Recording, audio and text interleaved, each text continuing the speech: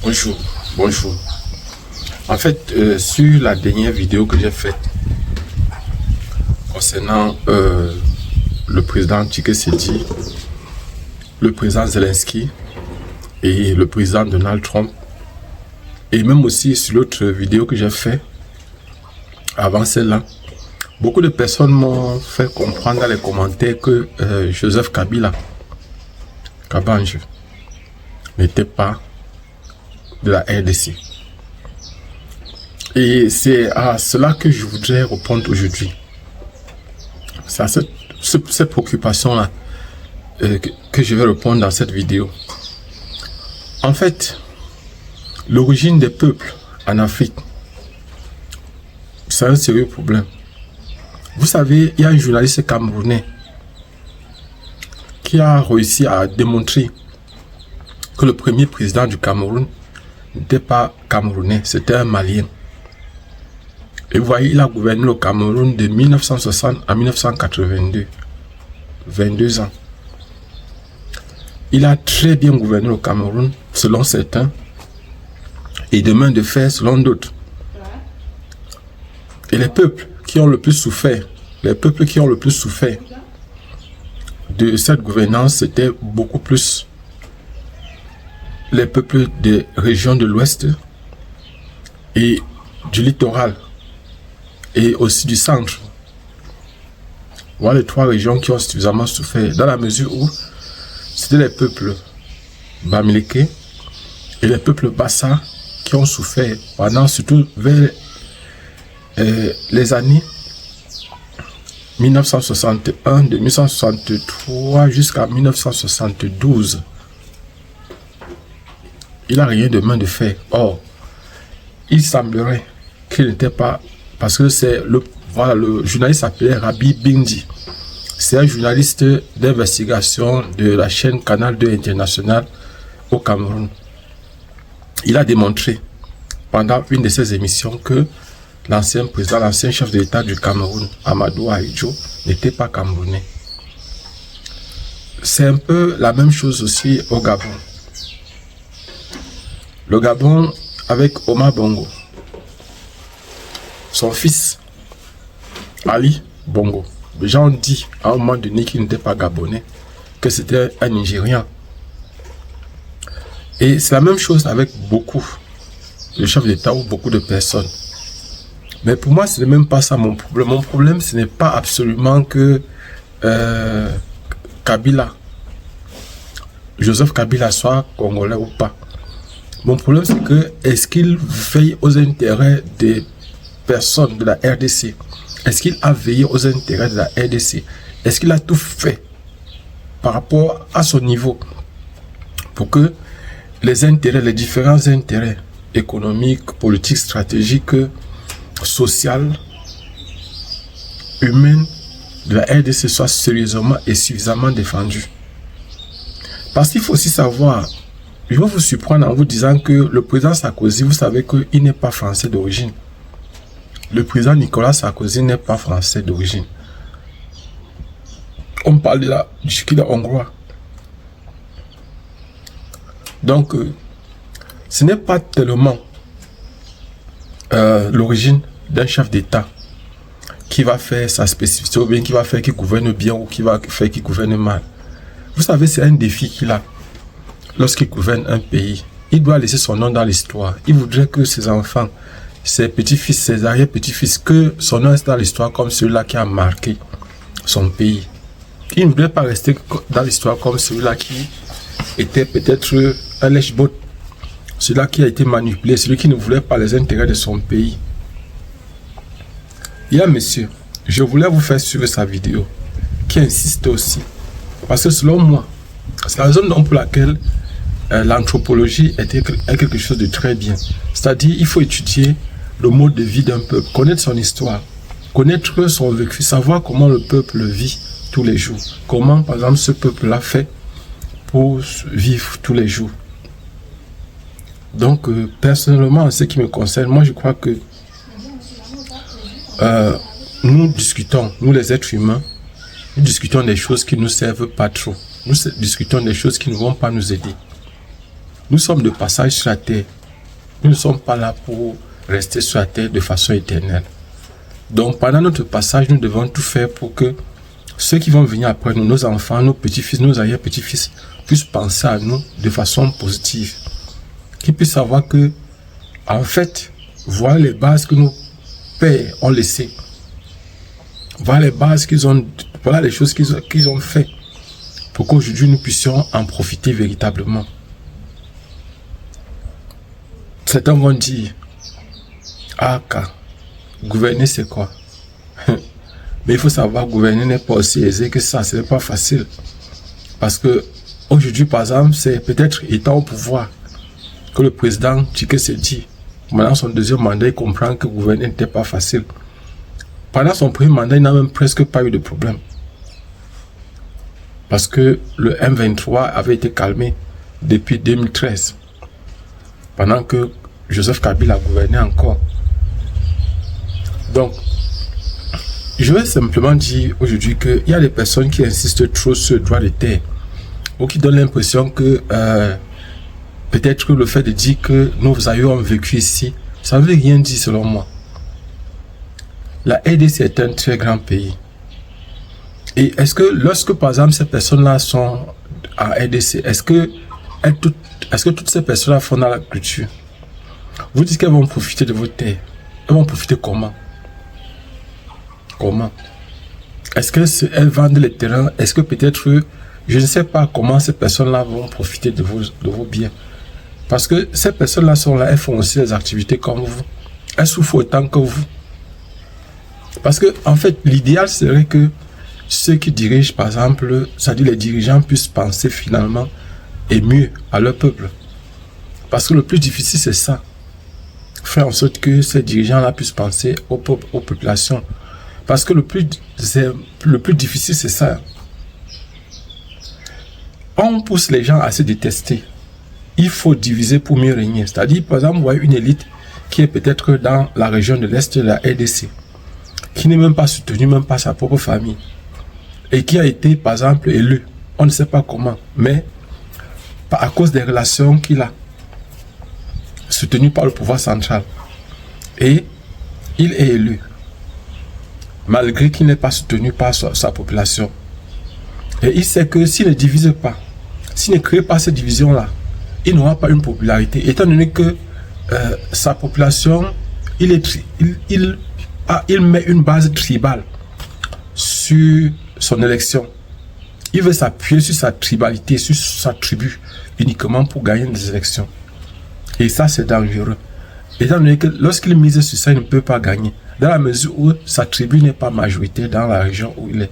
Et il faut donc créer la division entre sa tribu et les autres tribus qui s'y trouvent. Montrer que, utiliser tous les moyens qu'il a pour intimider, pour faire peur, parfois même assassiner de façon subtile. Certains membres qui semblent vouloir un peu contester sa légitimité,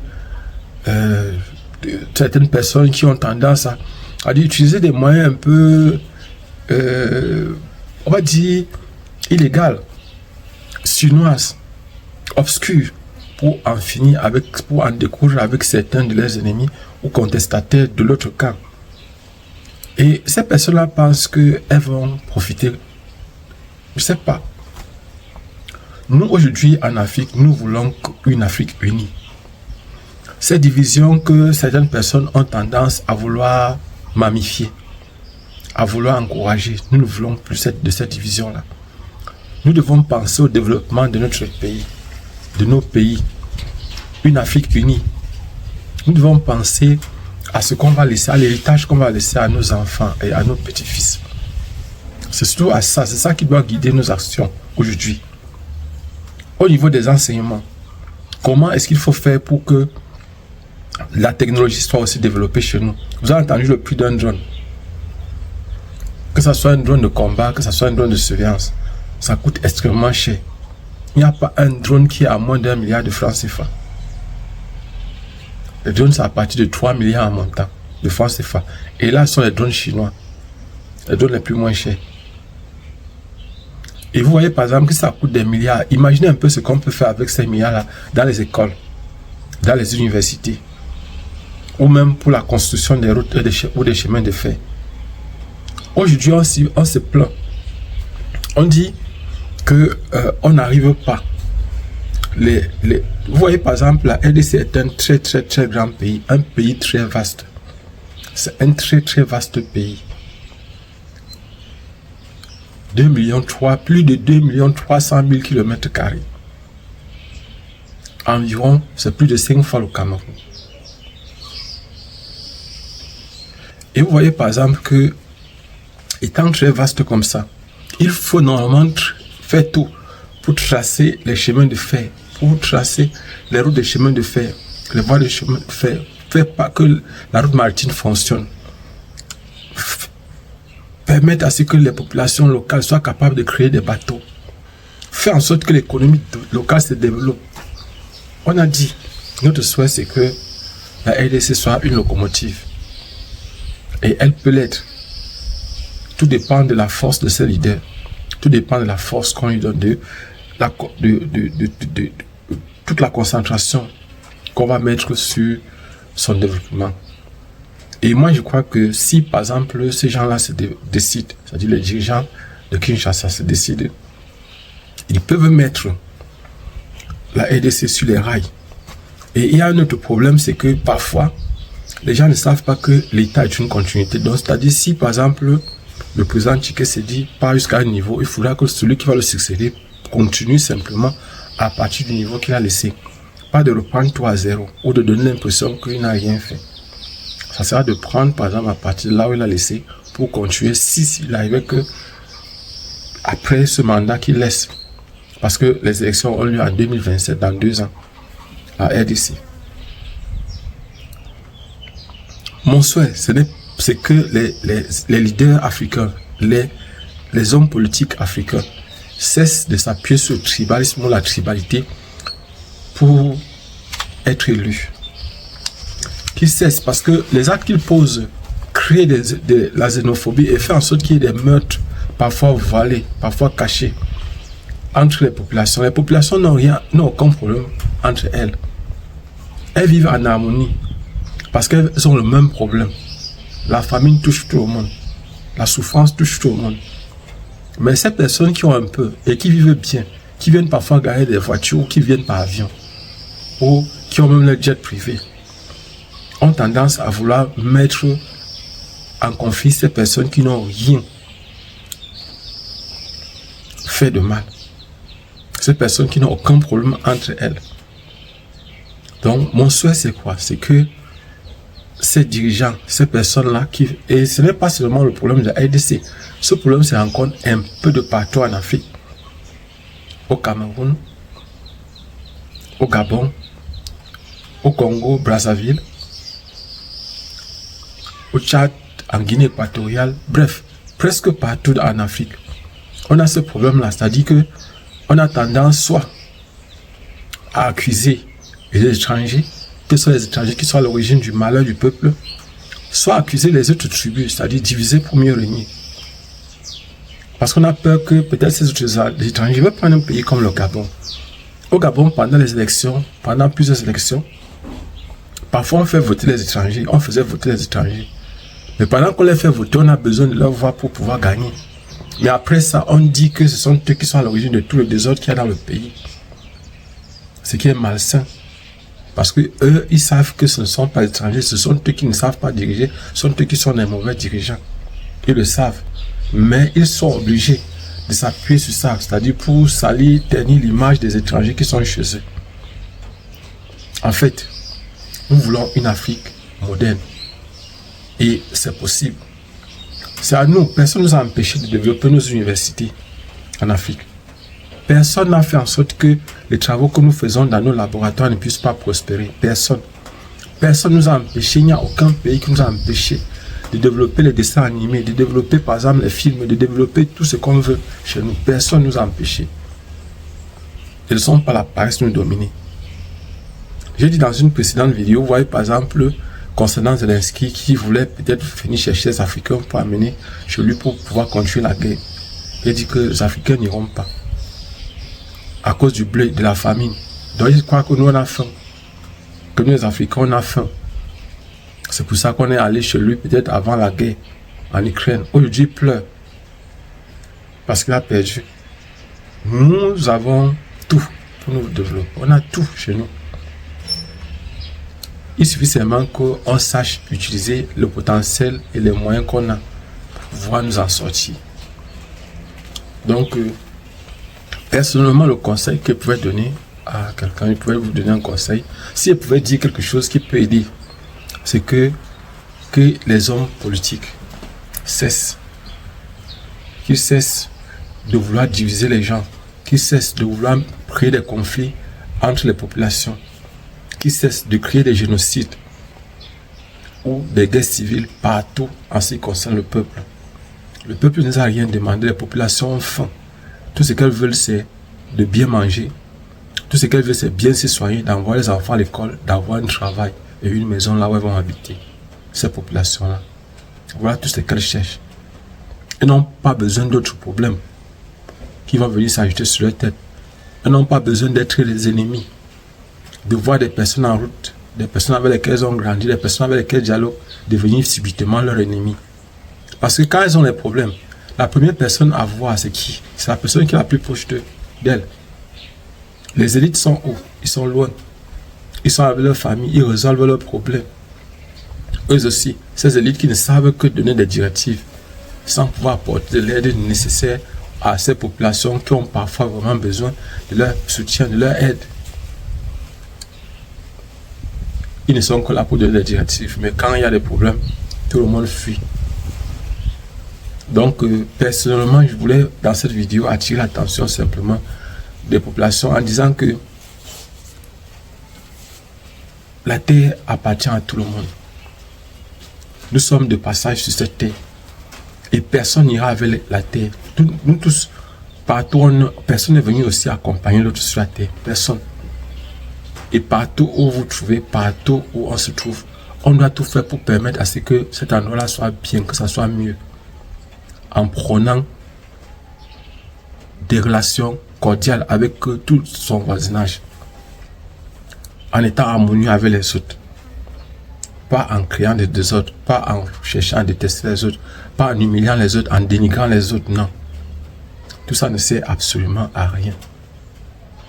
Donc, je voulais simplement dire à ceux-là qui pensent que si on les laisse toute la RDC, ils vont s'en sortir, que ça ne sert à rien.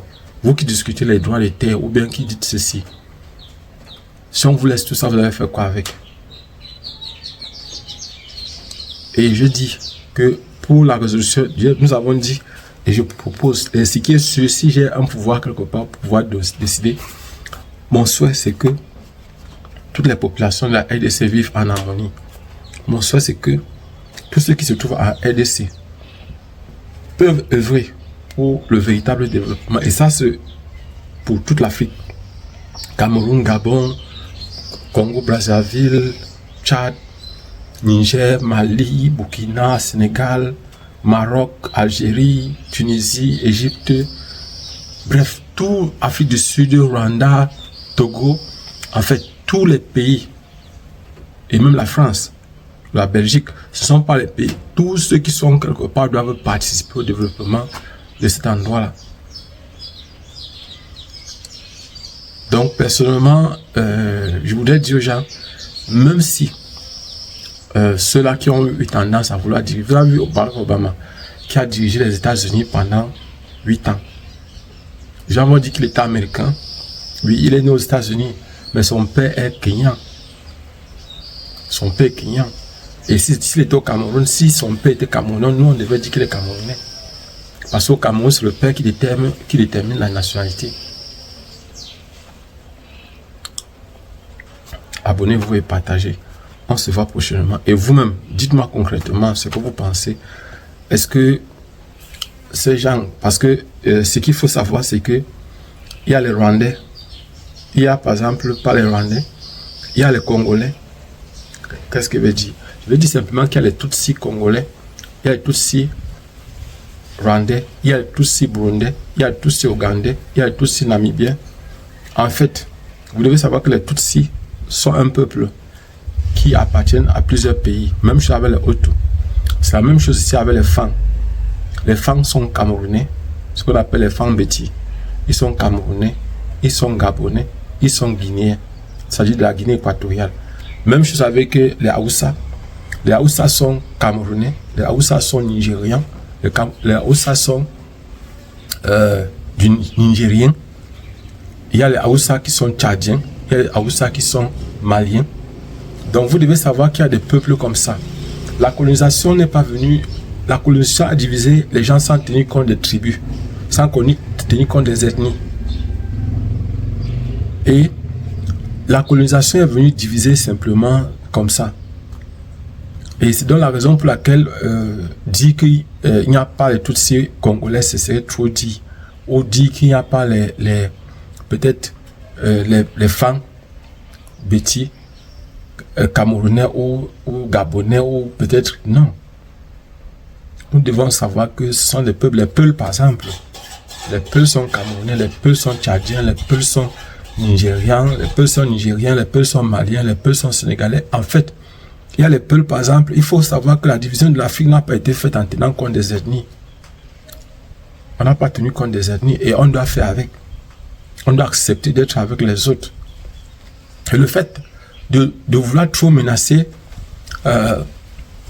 et ça c'est une erreur que beaucoup de gens commettent. J'attire votre attention sur ça. Tant que le peuple Tutsi sera menacé, le peuple Tutsi sera soutenu par beaucoup de pays, tels que les États-Unis, Israël, tels que beaucoup d'autres pays. Et le monde entier va soutenir le plus faible, c'est-à-dire celui qui est opprimé, celui qu'on a tendance à vouloir dénigrer. Je vous ai dit il y a quelques jours que la guerre, la RDC va se stabiliser, l'Est de la RDC va se stabiliser dans quelques temps. Les guerres là vont s'arrêter. Mais il y a beaucoup d'intérêts qui sont en jeu. Et il faudra qu'on voit dans quelle mesure permettre de façon officielle, c'est-à-dire pas en bande armée, non, de façon officielle, aux entreprises rwandaises d'avoir des concessions en RDC, si possible. Je ne dis pas que c'est une obligation, non. Parce qu'il y a des entreprises, et vous devez savoir que ceux qui gèrent, par exemple, les mines à l'est de la RDC, ce sont les Chinois qui ont, par exemple, les concessions. En temps normal, ce sont les Chinois qui ont plus les concessions. À l'est de la RDC, ce sont ces Chinois-là qui ont les autorisations normalement d'exploiter. Et vous devez savoir qu'une partie de ces Chinois acheminent leur coltan, leur cobalt vers le Rwanda. En fait, il y a beaucoup d'investigations à faire pour pouvoir résoudre ce conflit-là. Parce que les Chinois, ils sont aussi pour beaucoup dans le désordre qu'il y a à l'est de la RDC.